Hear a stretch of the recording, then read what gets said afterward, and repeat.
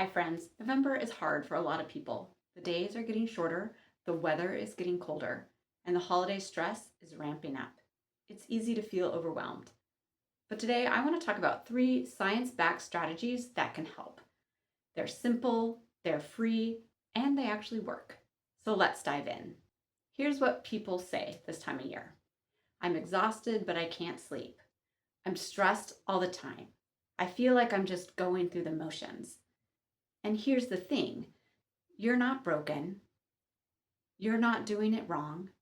You're navigating a season that's genuinely challenging. Darker days affect your circadian rhythm. Holiday obligations pile up. Financial stress increases. Your body and mind are responding to real pressures. But small, consistent practices add up. Let's talk about three strategies that can help you feel more grounded, more resilient, and more like yourself. So, strategy number one, this is the gratitude trigger. Now, I know what you might be thinking. So you're like, oh, great, another person telling me to be grateful.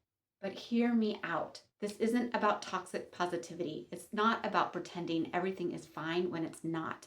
This is about working with your brain chemistry, not against it. Here is what the research shows.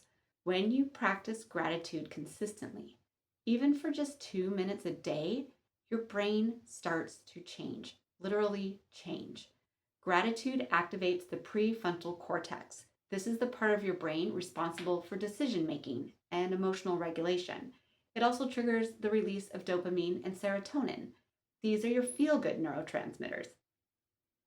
Over time, your brain gets better at noticing positive things. It's like training a muscle.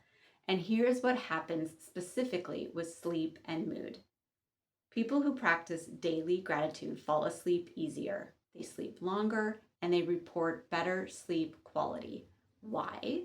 Because gratitude lowers cortisol. That's your stress hormone. And when cortisol is high at night, your body thinks it needs to stay alert. It can't fully relax into sleep.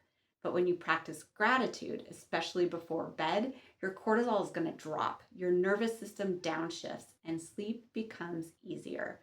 The mood connection is just as strong.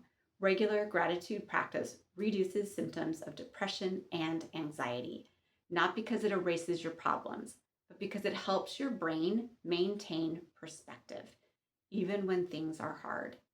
Here's how to make this work. Create a gratitude trigger. This is key. You need to attach gratitude to something you already do every day. It's not going to work if you say, oh, I'm just going to try to remember to be grateful. Here are some examples. Morning coffee or tea. Before you take your first step, name one thing you're grateful for. When you're brushing teeth at night, think of three good things from your day. They don't have to be big. My bed was warm this morning. Someone smiled at me. I had 10 minutes of quiet. Small counts. When you stop at a red light while driving, name one thing. When you are washing your hands, use it as a gratitude reset. The point is this: attach it to a behavior that you already do automatically, and that's your trigger. Your brain learns, when I do this, I pause for gratitude, and over time it becomes effortless. And if you want to take it further, you can keep a gratitude journal by your bed. Write three things before you turn out the lights. Use pen and paper, not your phone. You're signaling to your body that it's time to wind down. There's one more thing I would mention. If you're going through something really hard right now, you don't have to be grateful for the hard thing, but you can find small pockets of relief. So I'm grateful my friend texted me to check in. I'm grateful I had the energy to shower today, and that can be enough. Strategy number two, the link between music and stress reduction. So this one might surprise you. Music is more than entertainment. It's actually medicine, because when your body is listening to music, especially if it's that slow, calming music, your heart rate will slow down, your blood pressure will drop, and your breathing deepens. That decreases your cortisol. There's actually research on this. Listening to music at 60 beats per minute or slower. So you think classical, ambient, or slow instrumental. It reduces your cortisol by up to 25% in just 30 minutes. But this is where it gets interesting. It's not just that slower music, it's the music you like best because that activates your brain's reward system and it releases dopamine. That's your same neurotransmitter that's involved in pleasure and motivation. So if upbeat music makes you happy, it still reduces stress, just in a different way. And if you sing along, that's even better. So singing, whether you're good at it or not, stimulates your vagus nerve. That's the main nerve of your parasympathetic nervous system, and that's your rest and digest mode. So when your vagus nerve is activated, your body receives the message, we're safe, we can relax. Here's how you use this to create a stress relief playlist. You want to include slow, calming tracks for when you need to wind down. You do upbeat favorites when you need energy, and songs that make you feel something, whether it's nostalgia, joy, peace. Use the music strategically.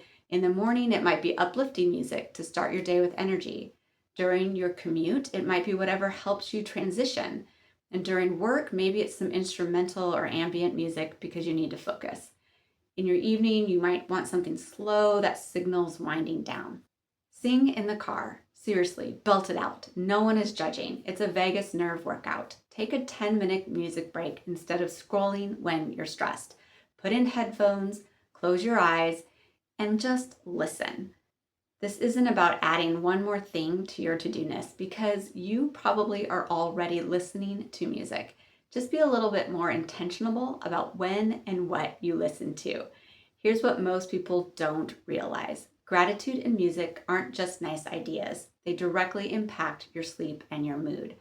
We already talked about how gratitude lowers cortisol and how music activates your parasympathetic nervous system. Here's the bigger picture.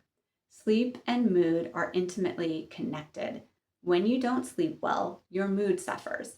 You know this. You're more irritable, you're more anxious, and you're less able to handle stress. And when your mood is low, you don't sleep. It's a cycle.